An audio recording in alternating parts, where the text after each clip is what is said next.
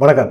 செங்கோட்டையன் தான்ப்பா முதலமைச்சர் வேட்பாளர். நீங்க வேணா பாரேன், கடைசி நேரத்தில பாஜக ஒரு அரசியல் சதுரங்க விளையாட்ட விளையாடுவாங்க பாரு. அதில வந்து எடப்பாடி பழனிசாமி துண்ட காணோம், துணிய காணோம்னு ஓடி போயிருவாரு. தெறிச்சு ஓடிருவாரு அப்படின்னு சொல்றாங்க. டிடிவி தினகரன், அண்ணாமலை சந்திப்பு. செங்கோட்டையன் அமைதியா இருக்கிறதுக்கு காரணம். இதெல்லாம் கூட்டி கழிச்சு பார்த்தீங்கன்னா, கரெக்ட்டா வரும் அப்படின்னு சொல்லி செங்கோட்டையன் ஆதரவாளர்லாம் சொல்றாங்க. டிடிவி தினகரன போய் அண்ணாமலை சந்திச்சாரு. அண்ணாமலை பாஜகவோட மாநில தலைவர் கிடையாது. அபிஷியலா போய் சந்திச்சாரா அப்படின்னு பார்த்தீங்கன்னா, அபிஷியலா சந்திச்சிருக்க தான் வாய்ப்பு இருக்கு. ஏன்னா, நயினா நாகேந்திரன் எடப்பாடி பழனிசாமியோட நம்பிக்கைக்குரியவர். எடப்பாடி பழனிசாமி என்ன சொல்றாரோ அத தான் பேசுவாரு. ஒருவேளை அவர் டிடிவி தினகரன சந்திச்சா கூட நயினா நாகேந்திரன் அவர்ட்ட இந்த அளவுக்குலாம் பேசியிருக்க வாய்ப்பு இல்ல. அதனால தான் பாஜக மேலிடம் டிடிவி தினகரன தனிப்பட்ட முறையில பேசுங்க, பேசி ஒரு முடிவு எடுங்க அப்படின்னு சொல்லியிருக்கிறாங்க. அதில டிடிவி தினகரன் என்ன பேசியிருந்தாருன்னா, ஏற்கனவே சொன்னது தான். எடப்பாடி பழனிசாமிய நாங்க முதலமைச்சரா ஏத்துக்க முடியாது. முதலமைச்சர் வேட்பாளராக நாங்க ஏத்துக்க மாட்டோம். அவருக்கு தொடர்ந்து பிரச்சாரமும் பண்ண மாட்டோம். எடப்பாடி பழனிசாமி முதலமைச்சரா வேட்பாளரா இருக்கிற வரைக்கும் நாங்க வந்து அதிமுக, பாஜக கூட்டணிக்குள்ள வரமாட்டோம் அப்படின்னு தெளிவா சொல்ட்டாரு. அதுக்கப்புறமும் அண்ணாமலை போய் சந்திக்கிறாரு அப்படின்னா, கண்டிப்பா வந்து முதலமைச்சர் வேட்பாளரா கடைசி நேரத்தில மாத்துறதுக்கான வாய்ப்புகள் இருக்கு அப்படிங்கிற மாரி தான் இருக்கு. அதே சமயத்தில அண்ணாமலை டிடிவி தினகரன் சந்திப்புக்கு அப்புறமும் வெளியே வந்து பேசும்போது கூட அவர் சொன்ன ஒரு விஷயம் இதுதான். முதலமைச்சர் வேட்பாளரா எடப்பாடி பழனிசாமி இருக்கிற வரைக்கும் கூட்டணிக்குள்ள இல்ல அப்படிங்கிறத தெளிவுபடுத்தியிருந்தார். அண்ணாமலை கண்டிப்பா யார் முதலமைச்சர் வேட்பாளர் அப்படிங்கிறத தெளிவுபடுத்தியிருப்பாரு. செங்கோட்டையன் தான் அப்படின்னு சொல்லியிருப்பாங்க. இப்போ எடப்பாடி பழனிசாமியை வந்து முதலமைச்சர் வேட்பாளர் வந்து தூக்குறாங்க அப்படின்னா, கொங்கு வேளாள கவுண்டர் சமுதாய மக்கள் வந்து கண்டிப்பாக சந்தோஷம் தான் படுவாங்க. அவங்க வந்து எடப்பாடி பழனிசாமியை முதலமைச்சர் ஆக்குறதுல அவங்களுக்குவே விருப்பம் இல்லை. இல்லை ஒருவேளை பாஜகவுக்கு எதிர்ப்பு மனநிலையில் அவங்க வரக்கூடிய வாய்ப்பு இருக்கும் அப்படின்னு தெரிஞ்சுக்கிட்டு தான் பாஜக என்ன செஞ்சாங்க, அதே சமுதாயத்தை சேர்ந்த சிபி ராதாகிருஷ்ணனுக்கு துணை ஜனாதிபதியை பதவியை கொடுத்தாங்க. அதனால வந்து இங்கிட்டு வந்து எடப்பாடி பழனிசாமி இல்லை அப்படின்னாலும் அந்த சைடு நம்ம சிபி ராதாகிருஷ்ணனுக்கு முக்கியத்துவம் கொடுத்துருக்காங்கல்ல அப்படின்னு பார்ப்பாங்க. இல்லை எடப்பாடி பழனிசாமிக்கு சப்ஸ்டியூட்டாக யாரையாவது ஒருத்தவங்களை போடணும் அப்படின்னு நினச்சிங்கன்னா, கண்டிப்பாக செங்கோட்டையனுக்கு வந்து ஒரு வாய்ப்பை கொடுக்கணும் அப்படின்னு நினைக்கிறாங்க. செங்கோட்டையன் மேலே இப்போ எடப்பாடி பழனிசாமி எடுக்கிற நடவடிக்கைகளில் அந்த சமுதாய மக்கள் வந்து மிகப்பெரிய ஒரு அதிருப்தியில் இருக்கிறாங்க அப்படிங்கிற குற்றச்சாட்டையும் சொல்கிறாங்க. சரி, டிடிவி தினகரனும் அண்ணாமலையும் சேர்ந்து தான் எடப்பாடி பழனிசாமிக்கு எதிராக வந்து காய் நவுத்துறாங்க. எடப்பாடியை வந்து காலி பண்ணுறதுக்கு அவங்க 2 பேரும் தான் முயற்சி பண்ணுறாங்க. ஏன்னா டிடிவி தினகரன் ரொம்ப அமைதியாக தான் இருந்தார். முதல்ல வந்து பார்த்திங்கன்னா கூட்டணி அமைக்கும் போதே அதிமுக கூட்டணிக்கு வந்தால் எடப்பாடி பழனிசாமிக்கு ஆதரவாக பிரச்சாரம் பண்ணுவேன்னு சொன்னவர் திடீர்னு தன்னுடைய எண்ணங்களை மாற்றிக்கிட்டு அவர் வந்து எடப்பாடி பழனிசாமியை என்னால் முதலமைச்சர் வேட்பாளராக ஏற்றுக்க முடியாது, என் தொண்டர்களை ஏற்றுக்க மாட்டாங்க, அவருக்கு நான் பிரச்சாரம் பண்ண முடியாது, அவருக்கு ஓட்டு கேட்க முடியாது, அவரை முதலமைச்சர் வேட்பாளராக அறிவிச்சிங்கன்னா அந்த கூட்டணிக்குள்ளேயே நான் வரலை அப்படிங்கிற மாதிரி சொல்லிட்டார். விலகிட்டார், கூட்டணியை விட்டு விலகிட்டார். சரி, இதுக்கு பின்னணியில் அண்ணாமலை இருக்கிறாருன்னு எடப்பாடி பழனிசாமி கதறாரு. ஏன்னு கேட்டிங்கன்னா, டிடிவி தினகரனுக்கும் அண்ணாமலைக்குமே மிகப்பெரிய ஒரு நெருக்கம் இருக்குது. ஏன்னா ரெட்டைலைக்கு லஞ்சம் கொடுத்த வழக்கில் வந்து டிடிவி தினகரன் மாட்டியிருக்காரு. அதே போல் லண்டனில் வந்து ஒரு வழக்கு இருக்குது. 10,000 கோடி ரூபாய்க்கு ஒரு ஹோட்டல் வச்சுருக்கிறாரு.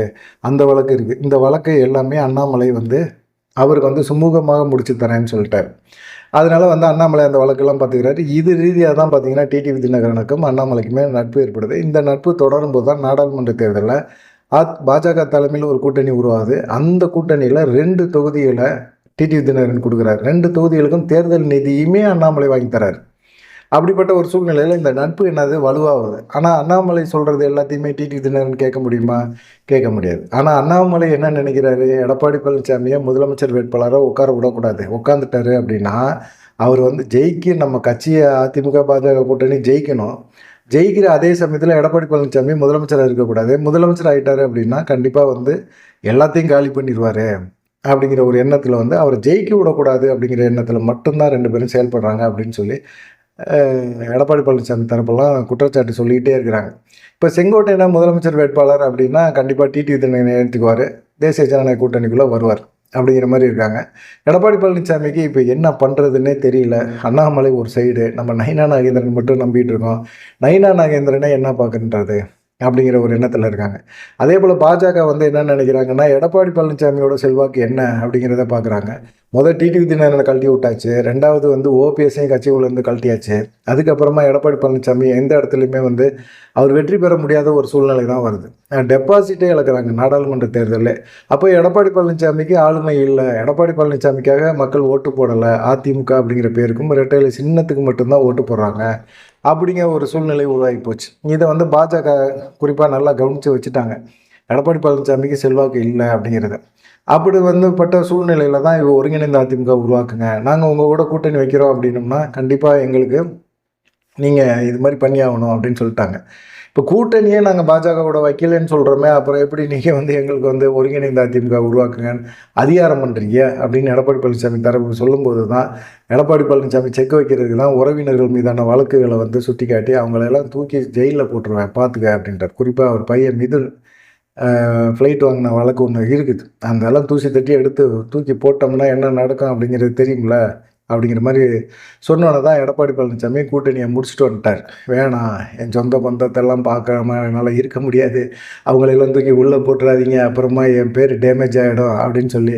ஏன்னா சொந்தக்காரங்க அவ்வளோ ஊழல் பண்ணியிருக்காங்க. எடப்பாடி பழனிசாமி முதலமைச்சராக இருக்கும்போது அவ்வளோ ஊழல் பண்ண பிறகு பார்த்திங்கன்னா அந்த ஊழல் வழக்குகளை தூசி தட்டி எடுத்தாங்க அப்படின்னா, விசாரணை பண்ணாங்க அப்படின்னா எடப்பாடி பழனிசாமியும் கார்னரில் மாட்டிக்கிட்டாருன்னா எடப்பாடி பழனிசாமி அதுலேருந்து வெளியவே வர முடியாது.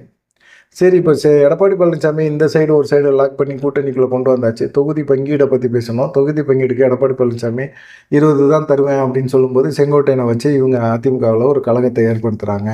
அப்படிங்கும்போது எடப்பாடி பழனிசாமிக்கு ஒரு டவுட் இருந்துகிட்டே இருக்குது. செங்கோட்டையனை வச்சு இவங்க காய் நவுத்துனா செங்கோட்டையனோட கட்சி பதவியெல்லாம் பறிச்சிரு, செங்கோட்டையன்லாம் பெரிய ஆள் கிடையாது அப்படிங்கிற ஒரு எண்ணத்தில் தான் அவர் அந்த மாதிரிலாம் பறிச்சார்.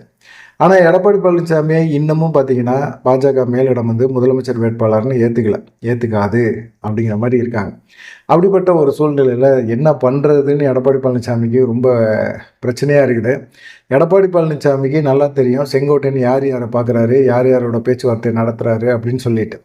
அவர் டிடிவி தினகரனை சந்தித்தார், ஓபிஎஸை சந்தித்தார் அப்படின்னு தெரிஞ்ச பிறகு தான் சிவி சண்முகத்தை வச்சு இவர் என்ன செய்கிறாரு, பேச விட்றாரு. நீ யார் ஒருங்கிணைக்கிற சொல்கிறதுக்கு, நீ யார் அப்படின்னு கேள்வியை கேட்க வைக்கிறாரு. இது எதிர்பார்த்தது தான். இது செங்கோட்டையன் அமித்ஷா இவர் திட்டுறாரா, செங்கோட்டையனை திட்டுறாரா அப்படிங்கிற ஒரு குழப்பம் இருந்தாலும் இவர் தொடர்ந்து பார்த்திங்கன்னா சிவி சண்முகம் மூலமாக எடப்பாடி பழனிசாமி செங்கோட்டையனுக்கு ஒரு செக்கை வைக்கிறார். இதில் என்னென்னு பார்த்தீங்கன்னா சசிகலா, தினகரன் இவங்க எல்லாமே பார்த்தீங்கன்னா அதிமுகவில் கொண்டு வரணும் அப்படின்னு சொல்லி பாஜக மேலிடம் அழுத்தம் கொடுத்துக்கிட்டே இருக்குது. இதில் எடப்பாடி பழனிசாமி மறுக்கிறாரு. இல்லைங்க, அவங்களெல்லாம் சேர்க்க முடியாது, சேர்த்தா எனக்கு ஆபத்து, வேணாம், நீங்கள் என்ன சொல்கிறீங்களோ அதை நான் கேட்குறேன், நீங்கள் சொல்கிறத சொல்லுங்கள் அப்படிங்கிற மாதிரி கெஞ்சி கூத்தாடி தான் 84 தொகுதியை ஓகே பண்ணியிருக்காரு அமித்ஷான்னு சொல்கிறார். இருந்தாலும் இவங்க தொடர்ந்து இன்னமும் டார்ச்சர் கொடுத்துக்கிட்டே இருக்கிறாங்க.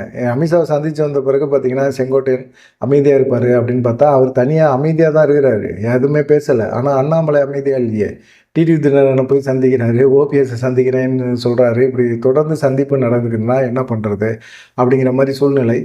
அதே போல் டிடிவி தினகரனை அண்ணாமலை சந்திச்சுட்டு வந்த பிறகு செங்கோட்டையன் போய் சந்திக்கிறாரு அப்படின்னா ஏதோ ஒரு 3 பேரும் சேர்ந்து ஒரு 4 பேரும் சேர்ந்து ஏதோ ஒன்று பண்ணுறாங்கப்பா அப்படிங்கிறது தெரியுது. தினகரன், சசிகலா, ஓபிஎஸ், பாஜக இது 4 சேர்ந்து ஒரு அணியை உருவாக்க போகிறாங்க. செங்கோட்டையன் இருக்க போகிறாரு. இதில் எடப்பாடி பழனிசாமி கண்டிப்பாக இருக்க மாட்டார். செங்கோட்டையன் தான் முதலமைச்சர் வேட்பாளர், சசிகலா தான் கட்சியோட பொதுச் செயலாளர் அப்படிங்கிற மாதிரி ஒரு முடிவை பாஜக எடுத்து வச்சிருக்கு.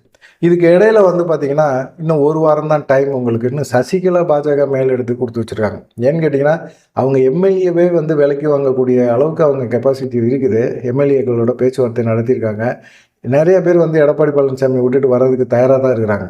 அவங்க எதிர்பார்க்குறத கொடுத்துட்டா போதும், அந்த நிலைமைக்கு வந்துட்டாங்க. அதுக்கு சசிகலாவும் பாஜக மேல் இடத்தோட நீங்கள் எங்களுக்கான அனுமதியை கொடுங்க, நாங்கள் அதிமுக அப்படியே களைச்சி போட்டு ஆடி பார்க்குறோம், ஒரு ஆட்டம் ஆட்டி பார்க்குறோம், ஒருங்கிணைந்த அதிமுக உருவாக்கும். எடப்பாடி பழனிசாமி இருக்கிற அதிமுக செல்லா காசு தான் அது, அதனால ஒன்றும் பிரயோஜனப்படாது. அதை நம்பி நீங்கள் களத்தில் இறங்கினா தோல்வி தான் உறுதி உங்களுக்கு. ஏன்னா எடப்பாடி பழனிசாமி இல்லாத மற்ற நபர்களோட சேர்ந்து ஒரு அதிமுகவை நாங்கள் உருவாக்குறோம், எங்களுக்கு சின்னத்தையும் கொடுத்துருங்க, கட்சியும் கொடுத்துருங்க, நாங்கள் பாருங்களேன், எங்கள் ஆட்டத்தை பாருங்களேன், அதிமுக பாஜக கூட்டணி எப்படி ஜெயிக்குன்னு பாருங்களேன் அப்படிங்கிற மாதிரி ஒரு நம்பிக்கையை கொடுத்துருக்காங்க பாஜக மேலிடத்துக்கு அப்படின்னு சொல்கிறாங்க.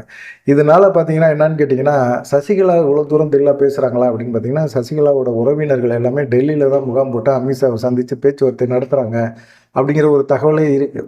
அவங்களுக்குன்னு லிங்க் இருக்கும்ல, டெல்லியில் டீல் பண்ணிகிட்டு இருப்பாங்கள்ல, இந்த மாதிரி ஓடிக்கிட்டு இருக்கு. ஆனால் இப்போ டிடிவி தினகரனை பொறுத்த வரைக்கும் பார்த்திங்கன்னா விஜயோட கூட்டணி வைக்கிறதுக்கான பேச்சுவார்த்தை நடத்தும்போது பார்த்திங்கன்னா விஜய் தரப்புலேருந்து எங்கள் கூட நீங்கள் கூட்டணி வைக்கணும் அப்படின்னோம்னா ஒரு பெரிய அமௌண்ட்டு நீங்கள் கொடுக்கணும் எங்களுக்கு அப்படின்னு அவங்க கேட்க ஆரம்பிச்சிட்டாங்க. என்னடா இது ஆச்சரியமாக இருக்குது. யாரோட நம்ம கூட்டணி வைக்கிறோமோ அவங்க தானே டிமாண்ட் பண்ணி நமக்கு ஒரு அமௌண்ட்டை கொடுத்து தேர்தலில் நிற்க சொல்லுவாங்க. ஆனால் இப்போ விஜய் கட்சியில் என்ன கேட்குறாங்கன்னா, டிடி தினகரனோட கூட்டணி பேச்சுவார்த்தைக்கு ஓகே சொல்கிறாங்க. ஆனால் பெரிய அமௌண்ட்டை வந்து ஒரு டீல் பேசுகிறாங்க. இந்த அமௌண்ட்டை கொடுத்தீங்கன்னா நாங்கள் உங்களோட கூட்டணி வைக்க தயாராக இருக்கோம். இல்லை அப்படின்னா ஒரு 50, 60 தொகுதிகளில் வந்து தாவேகா வேட்பாளர்களுக்கு வந்து நீங்கள் செலவு பண்ணுங்க அப்படிங்கிற மாதிரி சொல்கிறாங்க. இதை வந்து டிடி தினகரன் எதிர்பார்க்கவே இல்லை. இதுக்கு நம்ம வந்து பாஜகவோட கூட்டணி வச்சுட்டு போயிடலாமே, இது எதுக்கு விஜயோட கூட்டணி வைக்கணும், நம்மளோட கூட்டணி வச்சா விஜய்க்கு ஒரு மாஸ் வரும்னு பார்த்தா விஜய் இப்படி பேசுகிறாரு அப்படிங்கிற ஒரு எண்ணத்துக்கு அவரும் போயிட்டார். இதனால் பார்த்தீங்கன்னா கொஞ்சம் அப்படியே கொஞ்சம் தயக்கத்தில் இருக்கிறாங்க. இப்போ நீதிமன்றம் வேறு வருமான வரி இதில் வந்து அவர் மோசடி பண்ணியிருக்காருன்னு விஜய் மேலே வழக்கு போட்டிருக்காங்க. பாஜக பெருசாக அதை நடவடிக்கை எடுக்காமல் இருக்குது. ஏன்னா கடைசி நேரத்தில் திமுகவுக்கு எதிராக செயல்பட போகிறோம், ஒன்றிணை போகிறோம் அப்படின்னு சொல்லிட்டு பாஜக கூட கூட்டணி வைக்கிறதுக்கான வாய்ப்பு விஜய்க்கு இருக்குது அப்படின்னு ஒரு நம்பிக்கை இருக்கிறாங்க. பார்க்கலாம். இதெல்லாம் வந்து ஒரு சைடு நடந்துகிட்டு இருக்குது. செங்கோட்டையனை வந்து முதலமைச்சர் வேட்பாளராக ஆக்குறதுக்கான முயற்சியை வந்து மறைமுகமாக பண்ணுறாங்க. இன்னும் ஒரு வாரம் பொறுங்களேன், எல்லா ரிசல்ட்டும் உங்களுக்கு தெரிஞ்சிடும் அப்படிங்கிற மாதிரி செங்கோட்டையன் தரப்புலையும் சொல்கிறாங்க, சசிகலா தரப்புலையும் சொல்கிறாங்க, டிடி தினகரன் தரப்புலையும் சொல்லிட்டு இருக்காங்க. நீங்கள் இதை பற்றி என்ன நினைக்கிறீங்க அப்படிங்கிற ஒரு விஷயத்த மறக்காமல் கமெண்ட் பண்ணுங்கள். நன்றி, வணக்கம்.